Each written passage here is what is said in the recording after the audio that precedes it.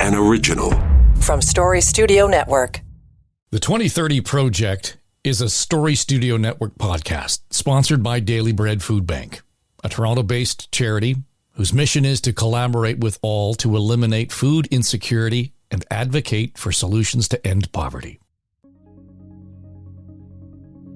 What would it take to eliminate poverty in Canada by the year 2030? This is the 2030 Project. It's a podcast that explores why poverty persists and what we can do about it in this country. We endeavor to uncover what's been successful with Canada's poverty reduction strategy, but then what needs to come next. The 2030 Project tackles some of the biggest and the most pressing social issues facing this country today. I'm Dave Trafford, and thanks for joining us. This is the second season for the 2030 Project. And of course, if you haven't yet, you should go back and listen to season 1, because that's where we framed pretty much what we've done up to date in these, what will be now 9 episodes for season 2. And I think it was season 1, episode 6. We discussed deeply the possibility, or whether or not it was even, useful. We had data to point to that was useful that said a basic income was a significant tool in reducing poverty. And for those of you who just joined us, the 2030 Project is all about reducing poverty by 50% from 2015 to 2030. Naturally, that's a bit of a wrinkle, to say the least, when COVID hit. But it's only, I think, highlighted the need for this mission. And so over the last number of episodes, we've been talking a lot about how a number of these issues have percolated to the top of the political conversation. So I want to revisit some of that against the backdrop of the last, 6 or 8 months and different lens because of our different phase of COVID, but also because we have gone through some election cycles in this country where I think we have seen some significant shifts in discourse. So we're pleased to welcome back our guests for this session. John Wright is the Senior Vice President at Maru Public Opinion. Sheila Regehr is the Chair of the Basic Income Canada Network. And Evelyn is an economist and professor in community health sciences at the University of Manitoba. One of the things, Evelyn, that has really struck me, for the first time, we have 4 major parties in the province of Ontario recognizing that ODSP, our disabilities support program, has to be increased. That, in fact, we do not do enough in Ontario to support those who are on disabilities to make sure that they can do better than get by. Now, there's a broad range in terms of what the various parties are offering, but it's the first time that I've seen any kind of signal that all of a sudden it's a priority, politically speaking, for all of the major parties. Am I overstating the importance of that? No, I don't think you're overstating the importance of that at all. I think that there has been a considerable shift in discourse at both the provincial and the federal levels. I think that there's a broad recognition that many people in this country are living below the poverty line, that we need to rethink the way we deliver the programs that have been in place for a long time. So ODSP is one opportunity to do that. Sheila, when we look at the idea, though, that poverty seemed to be all of a sudden one of the things that the 4 major parties in Ontario woke up to, you can kind of pull that thread through the discussion around affordable housing. Again, I don't think I'm being naive in suggesting that it sounds like a more intense discussion, and it's not just talk, that there are significant numbers that are being thrown around that say, this is the kind of commitment that we are prepared to make and we must make if we are going to, fill in the economic blank here. Right. For example, one party, is talking about doubling ODSP. So we're talking significant amounts of change here, more like the CERB numbers that were delivered rather than talking about 15 and 20% increases, recognizing that that's just not nearly enough.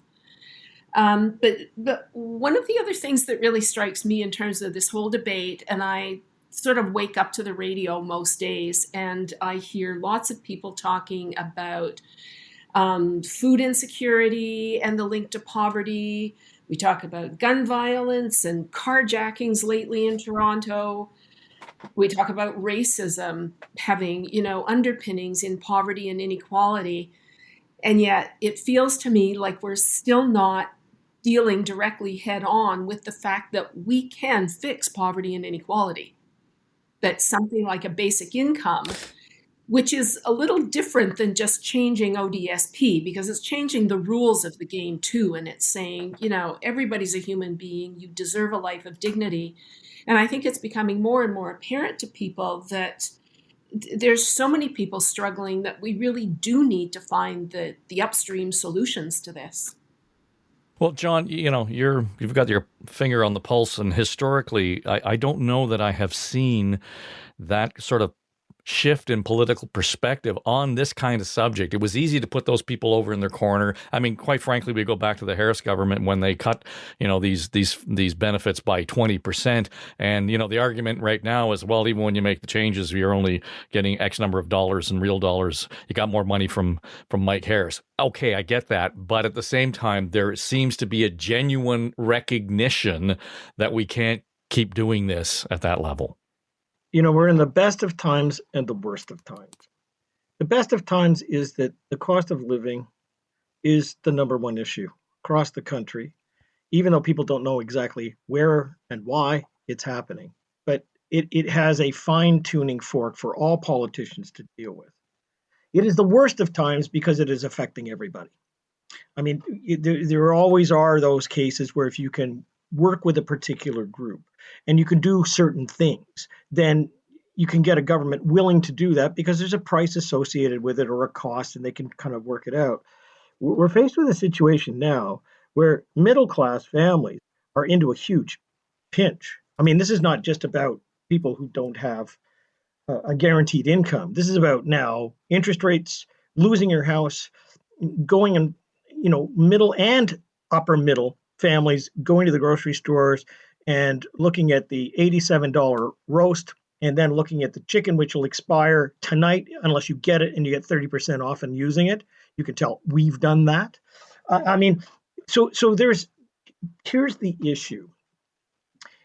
Governments have yet to, in any significant fashion, speak about the impact of what's happening in our society on all of those people out there, which are millions and millions and millions, and they're adding more to the breadlines and everything else. Because I think that if they start dealing with pockets, they're going to have to deal with everybody. And this is a real issue that takes us then, and I'm sure Sheila and Evelyn will remember that in the history of this, we get into means testing, that it becomes critical because people say, well, why should we give to these people when in fact they don't have to do it? And we need to get different groupings of people. I think, honestly, I think that there are young people who are earning $21 an hour with no benefits out there in an overpriced economy where they can't get even a place to stay. And they are as worthy of consideration now of people who, before this situation happened, what Dave and I call the reckoning. Well, we've got it now. We're reckoning with all of the, the COVID situation and everything. And so it's the best of times to have this discussion. It's the worst of time because it's affecting so many people, and you can't kind of say, well, we just need to do this. You see what I mean? So we need to harness different stakeholders. John gets at the point, Evelyn, where you as the economist will know this better than anybody. There's this difficult balance where, we face the possibility of saying, this is great. We're going to invest in reducing poverty, but that upfront is going to cost us money. So all of these government programs start to, generate more activity in the economy. And I'm hearing people say, well, the last thing we want to do and right now is to stimulate the economy because that's what's driving inflation. So at some level, there has to be, that balance. And I certainly don't have the answer. I'm sitting on the sideline waiting for, a brain like yours to apply to it and tell me that there is a path here. I don't think anybody has the answer. I think the question is a profound one. I think that there are many, many people facing the higher prices, facing the difficulty in buying a house in an overpriced housing market, trying to find their way forward. And they're looking at suggestions that we do something about poverty, and they're seeing that as that's going to cost me more in terms of taxes. My taxes are going to go up. How can we afford to do these sorts of things? But I think one of the things we have to recognize is that we're already putting a tremendous amount of money into programs that are supposed to be providing resources to people and that don't do a very good job of it. And so I think that one of the things we're looking at is simply spending the money we're already spending and spending it a little bit better so that we can help people move ahead in this kind of an economy. You know, I was talking about some of this research that was done recently for the Daily Bread Food Bank, and it came out just as we were beginning to produce this podcast. And I thought, okay, this is great fodder and backbone for our particular discussion. Ron Kneebone is the professor at the University of Calgary, and I talked to him a few weeks back now about this research. And it's, how often do we come up with a study and says, well, who paid you to tell me that? I already knew it. It only reinforces, I think, intuitively, Evelyn, what we already know. But it's important to have this, to John's point, at this time when we are having this discussion. For example, if we increase rent costs by $30 a month, so let's put that in perspective, that's less than $1 a day, give or take. It means that in the city of Toronto alone, it would increase the number of food bank visits by nearly 74,000 a year. Across the province of Ontario, 375,000 more visits. That's because we raise rent by $1 a day. So the point here is that government policy has a direct and a profound economic effect on just the lives of people who are in need. I think we're seeing the interaction of a number of different policies that are attempting to address a profound problem in a very piecemeal way. I think you're absolutely right. We see increased visits to the food bank if rents go up. So let's follow then on that. I mean, if the idea is, where do we take that in terms of being able to say, that is more or less I don't know if it's the shield or the sword in this case to make sure that we're making the point. I mean, it seems so obvious, but now we've got the numbers here in front of us that suggest that we're seeing real-time effects of government policy that is, sending more or fewer, depending on how you look at it, people to the food bank. But let me try and reframe this a little bit, Dave. I mean, we do not want to have a debate in this country between those who want to reduce cost and those who want to reduce poverty. We've reached a stage where they are actually almost one and the same. And to try and have that competing narrative means that you're not acting in getting stakeholders of common ground. So in order to do the right thing here, to get governments interested in commitment that they have to make to this issue, you actually do have to broaden the terminology of the debate. You have to actually broaden it to stakeholders. You can't just have food banks and people who are in a despairing situation as part of this, because lots and lots of other people are in it. And I don't know what the phrase is yet, but we need to start talking about people who are suffering at all levels of disparity and actually have to start looking at portions of this as being an inequality. And to broaden this horizon of how many people, like if I just talk about, income, guaranteed income or income assistance or poverty or things like that, in the mind of most of the public, that's for like 20% of the population. I mean, they don't think that it affects them, when in fact what is happening is exactly what you put your finger on. My son is a carpenter. He has to drive from Toronto to Goderich and back and he only gets expensed so much for his driving because he puts his tools in a van, and because he's now going back and forth, he's gone from $200 a week in gas to $700, which is now being passed on to other people, or he has to pay for. What about the person that doesn't have that kind of support? You can either talk about it saying we need to bring the gas price down by 5 cents a liter or whatever it's going to be, or you can start talking about levels that this environment now affects certain kinds of people who before may have escaped it. So I don't have the answer for this either. But all I know is that if everybody's screaming to get in the lifeboat, then you've got to make it so that they're all on one tuning fork and that we have a discussion about, you know what, maybe it's about the priorities of government. Maybe it's not about building highways for the next 2 years. Maybe it's about making sure that people have, a roof over their heads or livelihoods, or that the price of, goods comes down. It's something that's a broader base than just the constituency, that over the last 20 years, we've been able to say, just do it for this group and we can eliminate poverty. Well, I can tell you, the longer this goes on, that bigger pool of people for poverty is going to grow, and it's going to take way more effort and way more stakeholders to deal with it. So as I said, it's the best of times, worst of times, but we don't have the terminology yet to kind of put it together. So let me ask you this then, Evelyn. Are we, as this conversation evolves, do we need to evolve our economic indicators? Professor Kneebone in Calgary said, you know what, considering what we've seen with the food bank visits, that's not a lagging indicator. That's happening right now. And he is of the mind that that would be a very useful tool for government to create policy in terms of urgent need like this.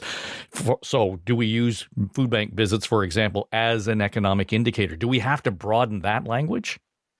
I don't think that there's any lack of information to demonstrate that people are suffering right now. I think that food bank visits are a good indicator.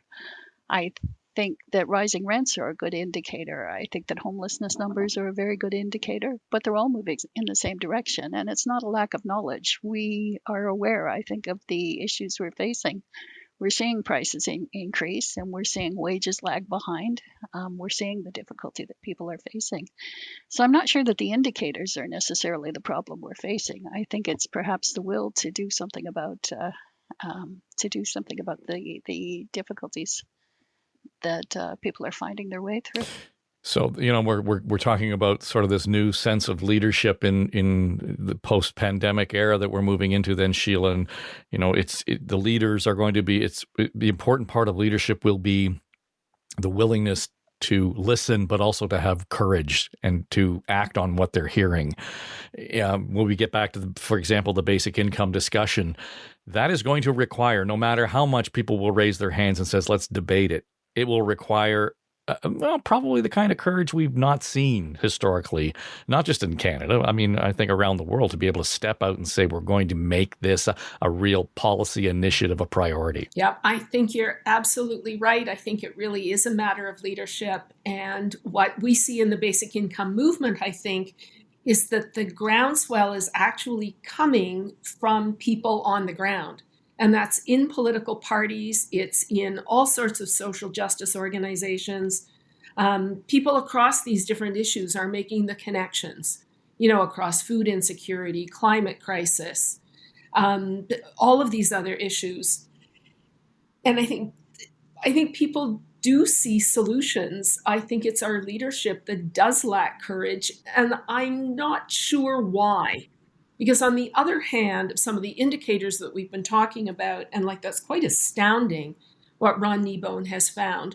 On the other hand, we've got indicators from successful things that we've done, like CERB, which actually deserves a lot more research to find out what it brought to us, because we learned a lot. I've seen studies from Statistics Canada that show that racial inequality improved during the time that CERB benefits were delivered. And I think you talked about the fact that food bank use went down. And I mean, you can track these things. And I absolutely agree with John, too, that I think we need to broaden our understanding of what we're talking about. And it is about insecurity and inequality. I worked in anti-poverty stuff many, many years ago, and we found even then that it didn't sell. And even now, even with all the evidence of how many people are precarious, how many people were vulnerable during the pandemic, everybody thinks poverty is about somebody else who somehow kind of had something to do with causing their own problems. And it's clear that we can't approach things that way. We can't I think our federal government is approaching things as if we're all middle class or should be. And I don't think that's going to get us anywhere, because we're not going to fix inequality if we don't understand all of the dimensions of this and start improving inequality and security for everybody so that we've got people empowered to help make the changes we need. So who's the catalyst for this? I mean, through the course of this series, we've talked about the role that government plays, clearly, and that's, going to just take up a lot of oxygen. But the role of the private sector, the role of the nonprofit sector, right? I mean, I point to Habitat for Humanity as being just this beacon of sensibility around affordable home ownership. Now, it's not for everybody, and but I think it makes the point, John, where to your point, we need to kind of convene everybody into the room and then understand why and how their interests and their concerns overlap. Well, we need to convene a group of people that are not traditionally associated with this voice. We need to think about it a little differently, that even a person who is, working at a restaurant in the back house, who is suffering from the increase in this cost and also the disparity when it comes to rent and everything else. I mean, they're not going anywhere except backwards. There's now a group of people that, again, I want to go back to this. There has been a stigmatization about, well, folks, it's poor people who can't get a step up in life. That's how this has been characterized. So it's kind of, well, the NDP will take care of you. It's not us. It's people are out. It's because of their problems, not ours. All that sort of stuff. You now have an entire swath, 70%, and particularly the 18 to 34 category in this country, who are experiencing things that they haven't since the 1990s. And as a result of that, you have more voices. So employers, for that young person in the back room, because of a tight labor market, because they're not going to be able to have people to rent in the same city that they need those sort of people for, who are going to move away. Remember all those things, Dave? People would say, well, if you don't get a job here, you can always move somewhere else and get it. So, well, you can just hollow out the core and you don't have anybody. There's a different dynamic. This is not going away tomorrow. So again, as I said, I don't think that this is necessarily on one note. This is an orchestra, but I don't know what the symphony is. I know that it's got a different sound to it, but I know that I'm going to have to bring in a whole bunch of other instruments. And it starts with a lot of employers. It starts with people who are leaders in areas that are not associated with the group that will listen to this podcast and go, yeah, I'm one of those people and they should be standing up for my issues. And it's not about, here you're for, we're about a hand up and not a hand out. Like, I don't want to hear that, because it's too many people will be affected. So I'll go back to this and say, we have been talking about one group of people in society and saying, let's do a test program. If we have interest rates rise another couple of points, if we have bushels of grain that don't make it out of the Black Sea and over to us, and there's a food shortage and a bunch of other things, this is not going to be about them. This is going to be about us. And governments are going to have to make some choices. Either they're going to support a public that needs their help in bridging these gaps, or they're going to do it on capital projects. And, the more people there are who are suffering from something like this, the more motivation there is for governments to do something about it. Evelyn, I had a conversation with the folks at the Toronto Region Board of Trade, and they talk about the work that the chambers of commerce right across the country, certainly the Canadian Chamber of Commerce, are doing. They're actually kind of talking about what John has described, and that is to say, COVID has allowed us the opportunity, oddly enough, to bring these voices together who weren't talking to each other effectively, not because they didn't like each other, but just because they just kind of kept in their own lane. Again, subtle lesson from COVID, but I would think that if we use that experience, we use that voice, we get a firmer foundation under us. I don't know if we get there any faster, but at least we started with a smarter step towards a solution. Yeah, I think you're absolutely right. I think one of the things that COVID did for us and all of the fallout from COVID did for us is to upset the foundations of the society that we're living in. I think we're all looking at the lives that we're living, and we're all looking at the work that we're doing. And we're realizing that what we've done for a lot of years isn't going to continue the way it has been operating. And I think that does give us all an opportunity to talk to one another and to rethink some of the collaborations, to rethink some of the opportunities we have to move forward.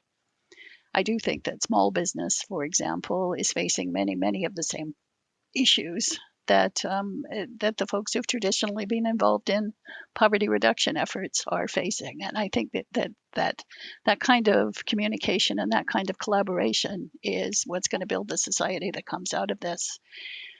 We're facing all of the upheaval right now, and it's hard to imagine what's going to come next. It's hard to imagine what our society is going to look like in just a few years, but we're in the process of building that society right now. And I think the fact that we're all facing difficult times, we're all facing new questions that we've not thought very hard about in the past, is what gives us an opportunity to do more going forward. I hope that if we imagine a good outcome that has, I'm not being flippant here, but if we can imagine the right outcomes, that in fact we have some level of optimism. And I realize that we're talking about what seems to be a dire situation, but I think there have been lessons learned from COVID. We can take advantage of them. That in fact there is some Absolutely. level of optimism. But I don't know. Do you share that, Evelyn? I do. In fact, I think that the growing pains are always difficult, and I think what we're facing over the next few years is a very difficult time for all of us. But I am optimistic moving forward, because I think we all have to rethink the way that this society that we choose to live in is going to operate, and that opportunity doesn't appear all the time. It's an opportunity right now we face. Yeah, well, John, it's the idea that we've talked about resilience a lot in terms of that's what's come out of COVID. And it occurs to me, it's almost like going into a training program for a marathon, and you've worked so hard and then you don't run the race. So we really do need to finish this race, so to speak, and take advantage of it. But I think a lot of that comes from our sense of resilience that has developed because of COVID. Yeah, and I think of this more tactically than I do strategically. And so, there's always that great phrase, don't let a crisis go to waste. This is an opportunity where people are engaged. And you're absolutely right, Dave, when you're talking about, and Evelyn, and Sheila, when you talk about getting those voices around the table, that there is a coalition that exists now that didn't exist before COVID. There's ways of doing things that didn't exist that do now. And this is not going to end in the next couple of months. This is now, the ripple effect of this is going to be significant, especially, as I said, we get the Bank of Canada getting aggressive on interest rates. You're going to see a lot of people in, suburbia, in fact, we're going to come up with some real problems. With this comes the opportunity for advocacy to governments to do things that they have been doing already, but to implement something a little more permanent, so that, you say, well, for the next year and a half, the next 2 years, the more of this that takes place, the more remember when we did this podcast way before, can you imagine somebody saying, well, we'll run the debt up to $1 trillion? Can you imagine somebody saying, oh, there's going to be a budget deficit of $25 billion this year, and everybody going, oh my God, we're never. You've broken through the barrier. So there is room for discussion and comprehension here. The question is tactically whether or not more people can be brought to the table in order to emphasize that and get governments to focus on that. Yeah, I think early on in the pandemic, Sheila, I began to realize that we are never going to be able to use the phrase, well, we've always done it this way. So, I leave the last word to you in terms of how, whether you find this to be optimistic or whether there's a voice that you think, you are likely to talk to in the next 6 months that you might not have otherwise chatted to, all because of lessons learned from COVID. I, like Evelyn and John, am optimistic, I think. We've been through this thing called the Green Resilience Project, where we've talked to people about the links between income security and income insecurity and climate change. And I think one of the really important messages that came out of that is that people want to be part of positive change, but they don't have the capacity. They need the power to do that. But the other clear thing was, both on the climate and on the income security side, we have the solutions. Like the way we've always done things, we know is not going to work now. And I think people realize that. And I think the more people realize that the solutions are there, we're not scrambling around in the dark going, oh my God, what can we do? As Evelyn mentioned earlier, a lot of this involves simply reassessing priorities and spending money more wisely than we're doing now.